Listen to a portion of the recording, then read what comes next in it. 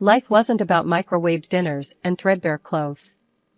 I used to be designer clothes every week, vacations wherever I wanted, kind of rich. Dad, the tech guru with a Midas touch, and Mom, the design was who made every LitaCorp gadget a must-have. They were loaded. My folks were all about hard work and not wasting a dime, even if it meant buying last year's model phone instead of the newest one.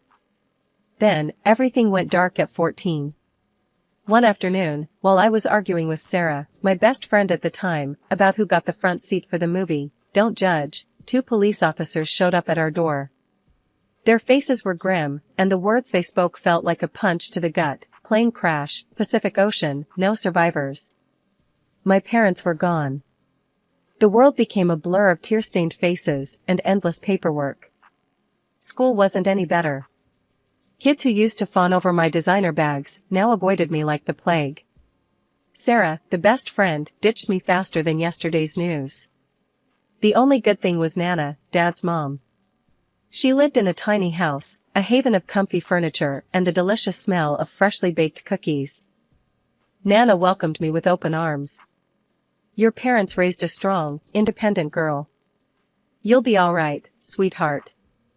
Nana became my confidant, the only one who understood the emptiness gnawing at me. One day, after a fight with my former rich friends, I found Nana in her garden, surrounded by vibrant sunflowers. Tears pricked my eyes as I blurted out, "Why'd my parents lock everything away, Nana? It's not like I'm gonna blow it all on, like a diamond-encrusted poodle." Nana chuckled, a dry sound. "They knew you, honey. Knew you were special. They wanted you to learn about life, the real life, not some fake world built on money. Trust me, when you turn 25, you'll be ready." Ready for what? I didn't know. But Nana's unwavering faith and the memory of my parents' warm smiles kept me going. I learned to cook on Nana's ancient stove, devoured books at the local library, and even landed a part-time job at the bookstore downtown. Sure, it wasn't the life I was born into, but it was mine. And for the first time in a long while, a flicker of hope ignited within me. Living with my grandmother in a small house, going to a regular school, working a part-time job, it wasn't what I was used to, but keeping my past a secret was a secret weapon I planned to use wisely. College loomed ahead, and with my good grades and some government grants, I was ready to face it head-on. College life was a whirlwind. I juggled classes, a part-time job at the campus bookstore, and a mountain of instant ramen noodles. Still, I wouldn't trade it for anything. One crisp autumn afternoon, I was hunched over a particularly mind-numbing economics textbook in the library, highlighter in hand, when a voice startled me. "Dude, are you lost in econland again?" I looked up to see a tall, goofy-looking guy with a mop of brown hair and a mischievous grin. Maybe," I stammered, feeling a blush creep up my cheeks. "I'm Isabella." "Michael," he said, extending a hand. "Looks like you could use a study break. Coffee?" We ended up at a noisy campus cafe, drowning our textbooks in steaming lattes. Michael turned out to be a computer science major with a knack for making even the most complex algorithms seem fun. We spent hours talking about classes, dreams, and the best places to score cheap pizza on campus. "So, what brought you to this little corner of the world?" Michael asked, his eyes twinkling with curiosity. I hesitated. My past life felt like a different universe, a life I wasn't sure I should share. Finally, I took a deep breath. I moved in with my grandmother after my parents passed away. It felt strange saying it out loud, even after all this time. Michael's smile softened. "Wow, that's rough. I'm so sorry." "It's okay," I mumbled, looking down at my coffee cup. "It's been a while." There was a comfortable silence for a moment, then Michael added, "You seem different from most people here." "Different how?" I challenged, a spark of curiosity igniting. "You're not all about the fancy clothes and the expensive gadgets," he said. "You seem real." I couldn't help but smile. Maybe keeping my past a secret wasn't such a bad thing. It allowed people to see me for who I was, not what I had. As the weeks turned into months, Michael became my best friend, my confidant. We spent hours studying together, exploring the city, and arguing about everything from the best way to brew coffee to the merits of different science fiction movies. One evening, after a particularly frustrating day at the bookstore, I found myself venting to Nana over a plate of her legendary chocolate chip cookies. "Ugh, Nana," I groaned, throwing myself down on the worn armchair. "People can be such jerks." Nana chuckled, her eyes crinkling at the corners. "Sounds like you had a rough day, sweetheart." I told her about the latte incident, about a particularly challenging calculus exam, and about my growing feelings for Michael. "He's funny, he's smart," I confessed, feeling my cheeks burn again. "But Nana, what happens when he finds out about my money?" Nana patted my hand gently. "Isabella," she said, her voice soft but firm, "a good man won't care about your money. He'll care about you, about the person you are. It just feels wrong keeping this big secret from him." Nana squeezed my hand. "There's time for that later, sweetheart. When you turn 25, you can decide what to do. Until then, focus on your studies, on your friends, and on living life to the fullest." Butterflies pirouetted in my stomach like a drunken ballet. Today was the big day, meeting Michael's parents for the first time. We were practically engaged. Pulling into Michael's childhood driveway, a wave of nervousness washed over me. Their house was a sprawling brick monstrosity, the kind with manicured lawns and a fountain that probably cost more than my entire wardrobe. "Deep breaths, Isabella," I reminded myself. "You got this." The door swung open before I could even knock, revealing a woman with a perfectly coiffed blonde mane and a smile that didn't quite reach her eyes. "This must be Michael's mom, Martha." "Isabella, so lovely to finally meet you," she chirped, her voice dripping with honeyed condescension. Come in, dear." Behind her stood a younger girl, all skinny jeans and a bored expression. "Michael's sister, Lily, I presumed." She barely glanced at me before rolling her eyes and sauntering back inside. Great first impression. Martha ushered me into a living room that looked straight out of a magazine, plush couches, gleaming hardwood floors, and enough throw pillows to build a fort. "So, Isabella," Martha began, her gaze scanning me head to toe in a way that made me feel like a used car on display. "Tell me about yourself. Where do you hail from?" "Oh, you know," I stammered, feeling the heat creep up my neck. "Just a small town girl. Grew up with my grandmother in a little one-story house." Martha's smile faltered for a split second before morphing back into a tight, plastic grin. "A one-story house, huh? Interesting." I could practically hear the unspoken judgment hanging in the air. This wasn't exactly going the way I'd hoped. Then, before I could even respond, Lily sauntered back into the room. "Mom," she drawled, flipping through a glossy magazine. "Does she even have a real job?" The question hung in the air, dripping with disdain. I almost blurted out that my family lawyer could buy their entire house with pocket change, but Nana's voice echoed in my head. "A good man won't care about your money. He'll care about you." Taking a deep breath, I met Lily's gaze head-on. "Actually," I said, my voice surprisingly calm, "I work at a bookstore downtown. It's not glamorous, but it pays the bills." Lily scoffed, but I didn't back down. I wasn't some spoiled rich girl, and I wouldn't let them treat me like one. "Speaking of bills," Martha chimed in, her voice suddenly serious. "Michael mentioned you two might be thinking about, well, let's just say I've had a prenuptial agreement drawn up." Now, a prenup wasn't exactly a surprise. Honestly, with her attitude, it was probably for the best. "No problem," I said, trying to sound nonchalant. "I think that's a smart idea. Actually, I'll have my lawyer take a look at it." Lily snorted. "Lawyer? You have a lawyer?" Again, I almost let it slip about the family retainer, but I bit my tongue. "Yeah," I lied smoothly. "A friend who's good with legalese." The rest of the afternoon was a blur of awkward silences, thinly veiled insults, and enough passive-aggressive comments to choke a horse. As soon as Michael mercifully appeared, I practically flew out the door with him. The next day, a thick envelope arrived in the mail addressed to me.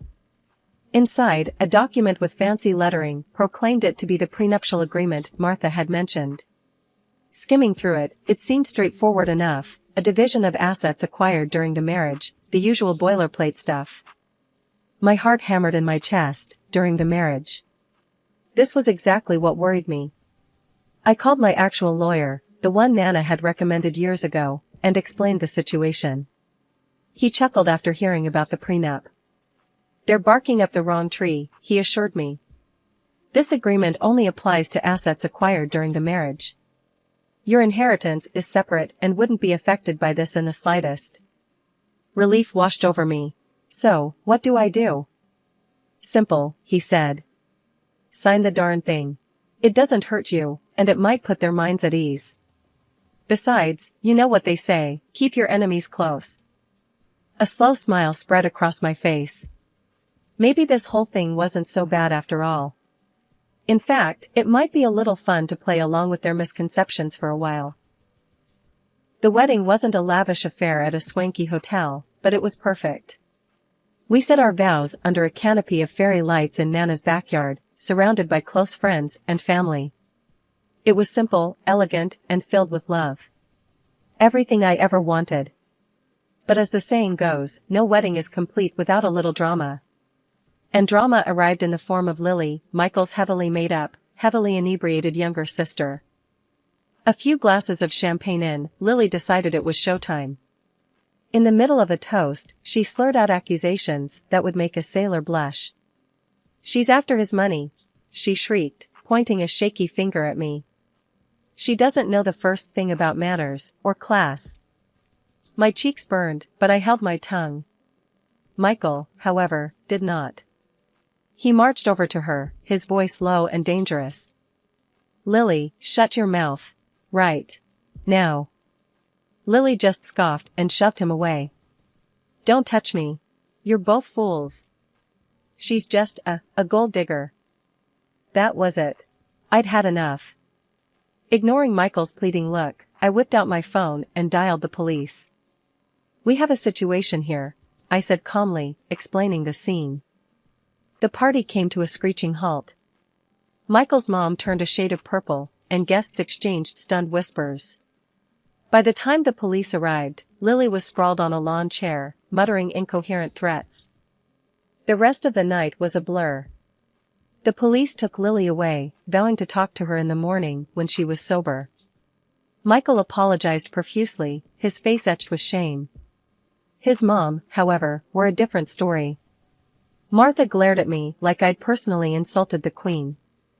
"You've disgraced this family," she hissed, her voice tight with fury. "Now the press will have a field day with this." Honestly, I didn't care.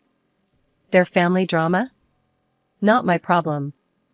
In fact, the prospect of less Martha in my life was kind of appealing. 2 years flew by in a blur of designer shopping sprees, fancy dinners, and a growing emptiness in the pit of my stomach.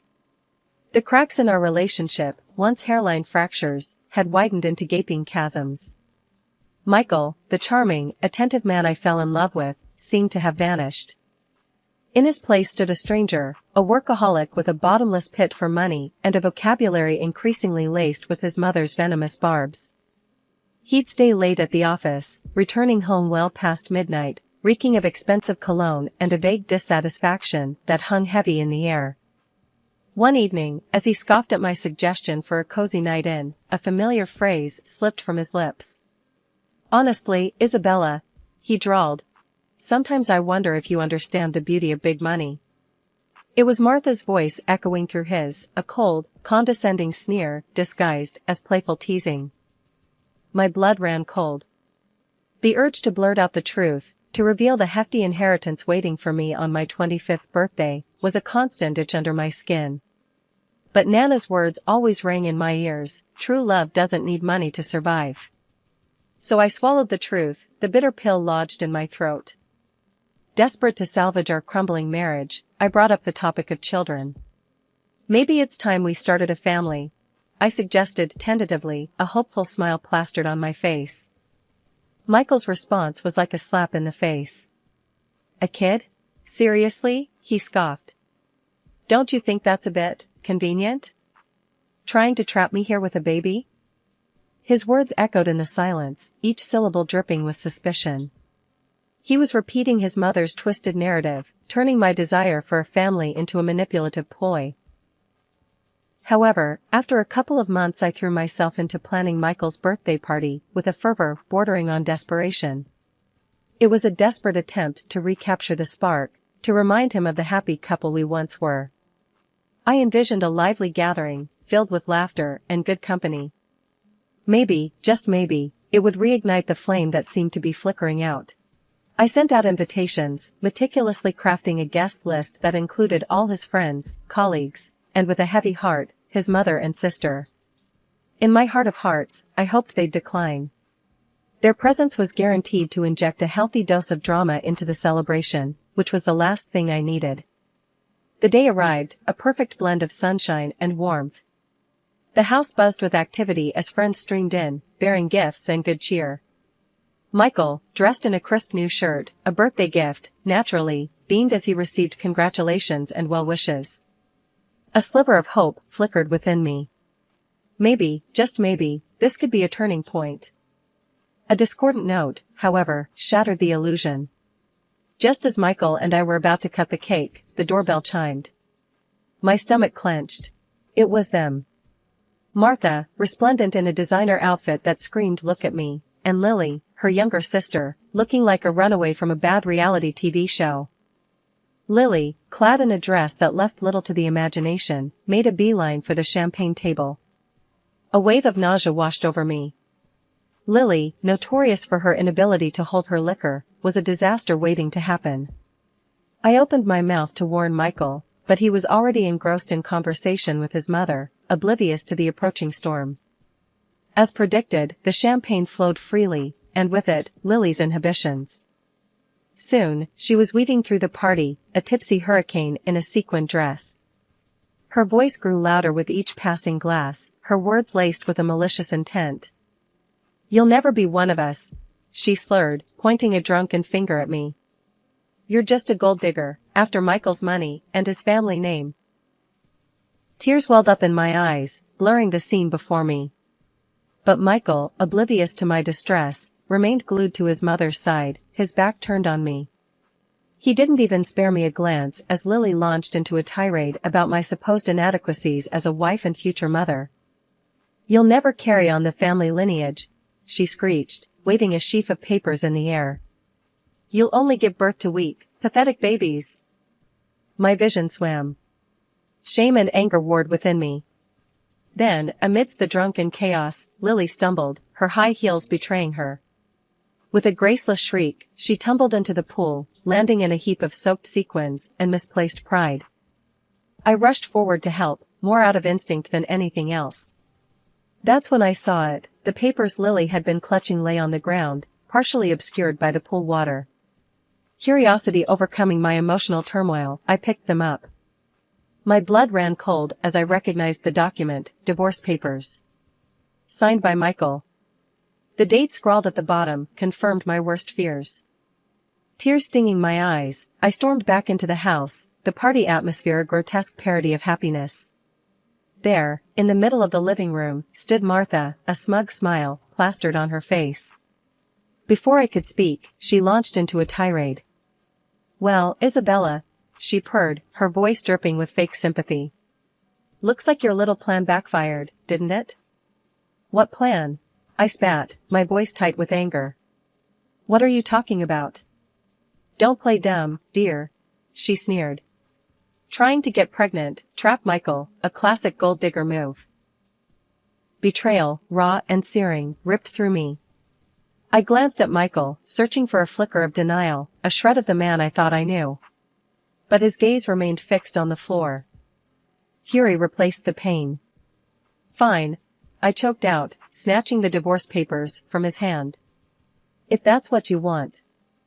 With a trembling hand, I grabbed a pen from the table and signed the document with a flourish. A gasp rippled through the crowd, but I ignored it. "Let them watch." Let them see the sham of a marriage I'd been living in. There, I said, my voice surprisingly steady. Happy now? The room was silent, the air thick with tension. Then, I reached for my phone and dialed a familiar number. Nana? I asked, my voice thick with emotion. Can you come get me? Now. A few minutes later, my grandmother, bless her heart, materialized in the doorway. Relief washed over me, warm and familiar. What's going on here, Izzy? Nana asked, her eyes taking in the scene with a sharp glint. Taking a deep breath, I launched into the whole sordid story, Michael's accusations, Martha's manipulations, the betrayal that felt like a physical blow. By the time I finished, a slow smile was spreading across Nana's face. That's all, she chuckled, her voice laced with amusement. Before I could reply, she turned to Michael and his mother, her voice laced with steel. Listen up, you two, she began. Isabella doesn't need your money or your pathetic family name. She's an heiress in her own right, set to inherit a vast fortune on her 25th birthday, which is, by the way, in a month. The color drained from Martha's face. Her smug smile had morphed into a mask of disbelief. Heiress, she stammered. But Michael said. Michael listens to his mommy a little too much, wouldn't you say? Nana retorted, her voice dripping with sarcasm. Martha sputtered, her carefully constructed facade crumbling. Isabella, she croaked, her voice laced with desperation. Forgive me. I was wrong. You deserve my son.